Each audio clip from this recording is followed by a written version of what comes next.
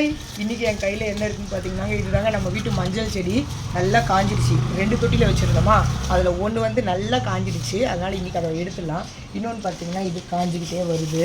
இந்த வாட்டி வந்து நிறைய காய்ச்சதால் பொங்கலுக்கு வந்து நாம் வந்து 1-2 தானே வைக்க முடியும். அதை வரைக்கும் அறுவடை பண்ணிவிட்டு மற்றதை விட்டுட்டோம். இப்போ பார்த்தீங்கன்னா சுத்தமாக காஞ்சிடுச்சு. எடுத்துடலாம் வாங்க.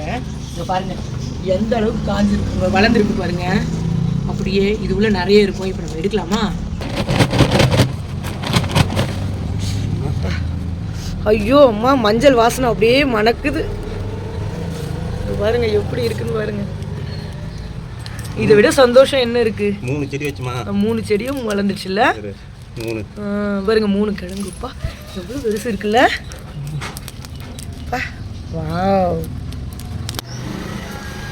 இங்கே பாருங்க எந்த அளவுக்கு வந்திருக்கு ஒரே செடியில். எவ்வளோ வச்சுன்னா இது இருக்கு பார்த்தீங்களா, இத்து நூண்டு தான் வச்சோம். இவ்வளோண்டு தான் 3 வச்சோம். ஆனால் இத்து நூண்டில் எவ்வளோ வந்திருக்கு பாருங்க மஞ்சள். அவ்வளோ ஒரு சந்தோஷமாக இருக்குது. இவ்வளோ மஞ்சளை என்ன பண்ணுறதுன்னு தெரியல. ஏதாச்சும் ஒன்று பண்ணணும். இதில் அடுத்த மஞ்சளே வந்து துளிர் விட ஆரம்பிச்சிருச்சு பாருங்களேன், தெரியுதுங்களா? இதுவே இன்னும் கொஞ்ச நாள் விட்டுருந்தா இன்னொரு செடியாக வந்துட்டுருக்கோம். அப்போ அதையெல்லாம் எடுத்து நம்ம திரும்ப வந்து அதிலே நட்டு வச்சிடலாம்.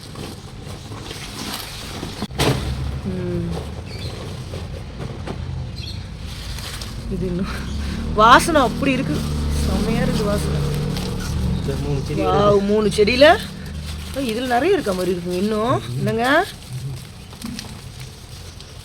என்ன பாருங்க, இதில் இன்னும் நிறைய இது பெருசு இருக்க மாதிரி இருக்கு.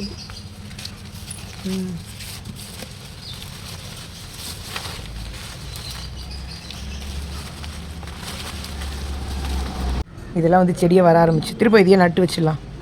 பாருங்க, இதெல்லாம் செடியே வர ஆரம்பிச்சிருச்சு. நட்டு வச்சிடலாம். இதெல்லாம் நல்ல வெயில் சுளிர் அடித்தாலும் இது வந்து அந்தளவுக்கு இதை பார்க்கும்போது நமக்கு அப்படியே மனசெல்லாம் குழு குழுன்னு இருக்குது இல்லை?